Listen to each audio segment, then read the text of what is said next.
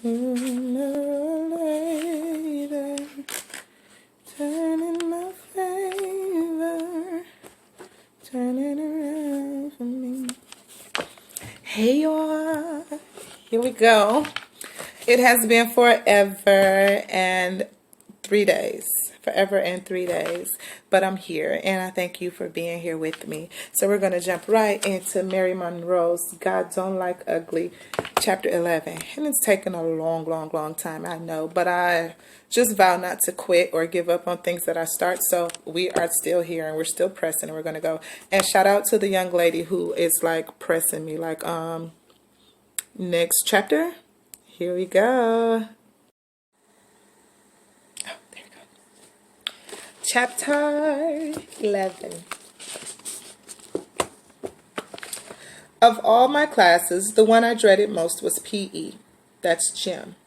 I was always one of the last to be picked for any of the teams, and most of the girls that I couldn't stand because they bullied us unpopular kids were in this class.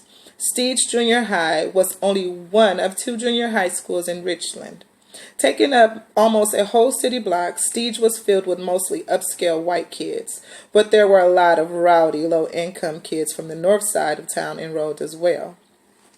It was bad enough the kids in our school had racial problems, but there were also clashes based on economic levels. Surprisingly, how much money your family had carried more weight than race. It was more common to see rich kids, white and black, associating with each other than it was to see poor kids of their own race associating. Being black and poor, I knew better than to attempt to be a part of any of the popular crowds. I hung out with a few other girls who came to school mainly to learn like I did. There were a couple of girls I often ate lunch with, but I had never been to their homes or invited them to mine. Now, on my way to PE, I could not imagine what lay in store for me. I didn't know if the girls were going to ignore me or attack me. My thoughts were interrupted when somebody tapped me on my back. I closed my eyes and expected the worst. When nothing happened after a few moments, I stopped and turned around. It was Rhonda. Rhonda, dressed all in white. A white ribbon hung from the side of her head. She looked dazzling. Hi, she smiled. I had never been this close to her before. Hi, I mumbled. Within seconds, sweat started to form on my forehead, and I started trembling. My thoughts were running amok. What could she want from me? My lunch money? My new secondhand scarf? I'll give you a nickel, I told her, bowing my head submissively. A nickel? What would I do with a nickel? My daddy gives me a whole $1 every morning, she informed me. I just wanted to apologize to you for rolling my eyes at you in history class. I was having a bad day. I breathed a sigh of relief. I'm the only one who should be apologizing. If I had studied, I would have not had to copy your answers. You always get A's. I surprised myself. It felt so natural talking to her, but I could barely stand to look into those stunning green eyes. I didn't know if I was going to like being a lesbian, and was beginning to have second thoughts about it already. What good-looking lesbian would want me? Did I really want to kiss this girl? I wasn't even sure now. I study real hard, and I earn all those good grades I get, Rhonda claimed. I knew that Rhonda was originally from down south, too, because she had a moderate southern accent. I had worked hard over the years trying to get rid of mine, but it was still noticeable. I was proud of the fact that I had never dropped my G's from ing words, something I had picked up from TV and radio when we had lived in Florida. Reading is my first love, she gushed. Oh, mine too. Reading and movies. I swallowed so hard my throat hurt. She was making me nervous, but I was glad to be talking with her. I don't have any brothers or sisters or friends, so I have to do something that I won't be lonely. She followed as I walked on. I didn't want to be late to this class. What about Pee-wee? She asked. Well, he's not really a friend. He's just a boy next door. His daddy comes to our house a lot, so Pee-wee comes too. Yeah, he comes to visit me a lot too, but I don't consider him a friend. He's just there. We both laugh. Hey, you like comic books? Superman Archie? Uh-huh. I read them a lot, I replied, bobbing my head up and down. I got a pile up to my knee if you want to borrow the ones you haven't read yet. So these girls are basically establishing a friendship. Ooh, but why? You don't know me, I said shyly, narrowing my eyes to see her better. Well, she shrugged and cocked her head to the side. Since we live so close, my daddy said you're a nice girl and I should be neighborly to you. He thinks I'm too grown for my age. He's always trying to get me to make friends at school with other girls. Rhonda paused and her eyes got wide. I know. Maybe we can go to the library or to the bookstore or the movies together sometimes, she said excitedly. Huh? I guess? Me and you? Sure. Don't you want to? Well, I didn't know what I was saying. You don't like me either, Annette, she said sadly. We stopped. Our eyes met, and I saw something that frightened me. I saw the same emptiness that I felt sometimes. I shrugged and said, I like you, but you mean you like me? Some of the kids don't like me, but I don't really care, I said firmly. Well, you're not like any of those other kids. You wouldn't want to be like them. What do you mean? I mean, do you want to be an imitation of somebody else, or do you want to be yourself? I don't know you that well, but from what I do know, you're worth 5 of some of those other girls. You're worth 5 of some of those other girls. I'm sure that meant a lot to her to hear that. I am?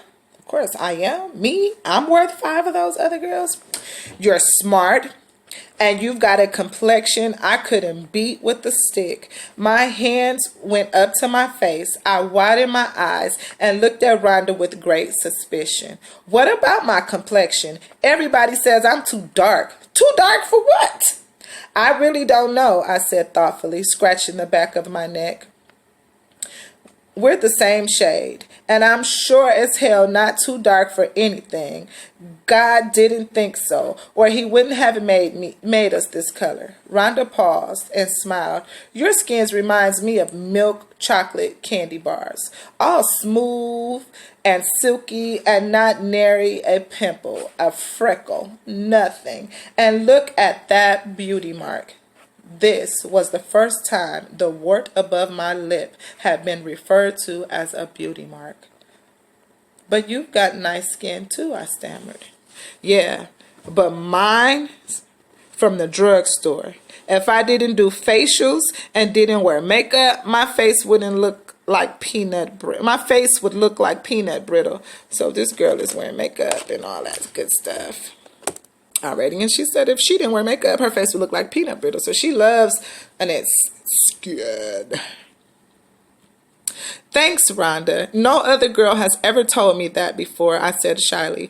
I inspected my ashy hands, turning them over twice. Oh, they are probably jealous, Rhonda snarled. Most of these kids are too stupid for their own good. Who needs them anyway? I know what you mean. I just wish they would let me go on about my business. I just want to graduate so I can go on with my life. Sometimes I get so angry I feel like dropping out of school, but I am not going to let them break me, I said levelly. I see you sitting on the porch looking by yourself all the time.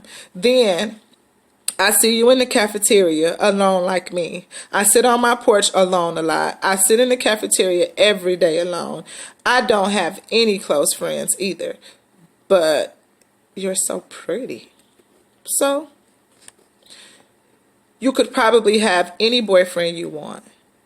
I hear all the girls talking about how they wish they had your shape or your hair or your looks. Even some of the white girls are blurted. But that doesn't mean they like me, though.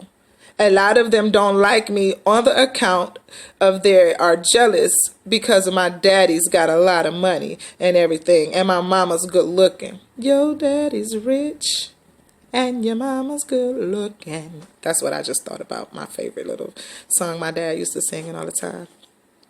Madeline Brewster invited every girl but me in home economics class to her slumber party this weekend. I never had been to a slumber party. There were tears in her eyes. I was so taken aback I almost fainted. You want to sit on my porch with me this evening? A lump had formed in my throat. I had a hard time getting my words out without it hurting. She was the first person I had ever invited to my home since Mona and Francine, the girls from the church I'd tried to be friends with. She smiled and nodded vigorously. You know, other than Pee-wee and my family, my dolls are my only companions. Isn't that odd? The kids probably hate me as much as you hate you. The kids probably hate me as much as they hate you. And you and I are as different as night and day, Rhonda told me excitedly. I don't have much of a family, just me and Mama and this aunt in Florida. I don't know exactly where my other folks are. Most of them are still down south somewhere. I know my daddy's somewhere with a white woman.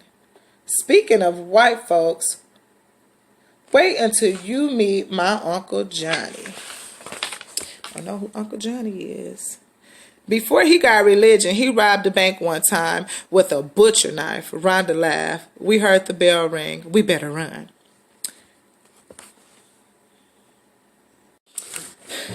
You're in this class now? I howled. I transferred today. Today is dodgeball. Nobody's going to pick me to be on their team, she said sadly. Me either. I hope the teachers make the same team take us both, I giggled. Rhonda and I entered the locker room together. She was clattering about having to rush home after school to help her mother take care of their grandmother and to clean her room. Most of the girls had already dressed for the class and were standing around chewing gum real loud and cussing up a storm. The ringleader was a tall, good-looking black girl with red hair named Lena Cundiff. Her daddy was a doctor and a preacher, but she was one mean bitch. Lena and her gang glared at Rhonda and me. I gotta change my tampon. Watch my stuff, Rhonda told me. She handed me her book bag and stuff and strutted past the girls onto the bathroom stalls. Lena snarled something under her breath, and Rhonda turned around and stopped. Did you say something, Cundiff? Rhonda hissed. Her voice carried so much authority, it didn't surprise me when Lena bowed and shook her head. I didn't think you did, Rhonda added.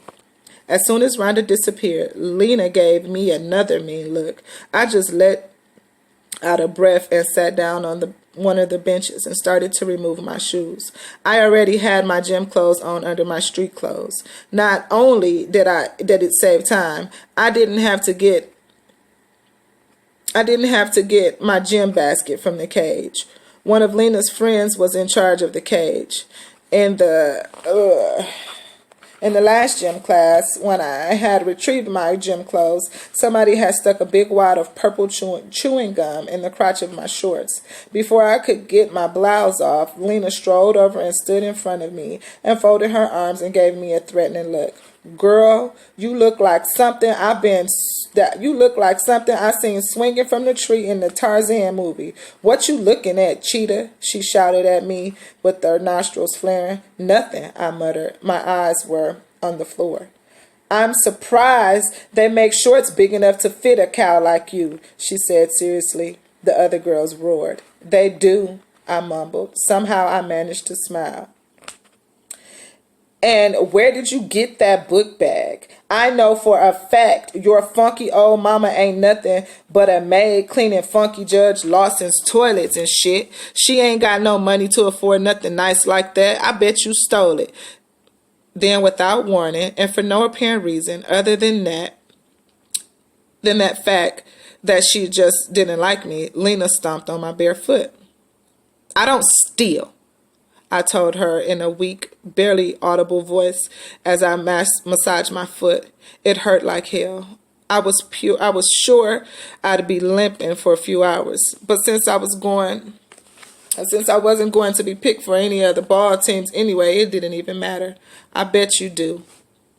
That's a nylon book bag. Let me feel it. Lena ran her mean hand along the side of Rhonda's book bag. Before I knew what was happening, she dug a big booger from her nose and stuck it on Rhonda's beautiful new book bag. I was horrified. The other girls roared even louder and harder. It sounded like thunder. But what happened next happened so fast, I don't remember all of the details. Rhonda shot across the locker room floor, grabbed Lena by her arm, and pulled her back to the bathroom stalls. The other girls and I ran behind them. Inside the bathroom, Rhonda forced Lena's head into an out-of-service toilet and held it there for a full minute. Then she flushed it. There was sweat all over Rhonda's pretty face. Her eyes darkened, and her face became a mask of absolute rage. Her teeth were clenched, her lips trembled. For a moment, I thought that I was looking at the devil. The water from the toilet spilled out on the floor as Lena tried desperately to get away from Rhonda. The other girls got so quiet you could hear a pin drop. I actually found myself feeling sorry for Lena. Then Rhonda snatched Lena's head back, pulled her up, and slammed her against the wall. With so much force, the lockers rattled.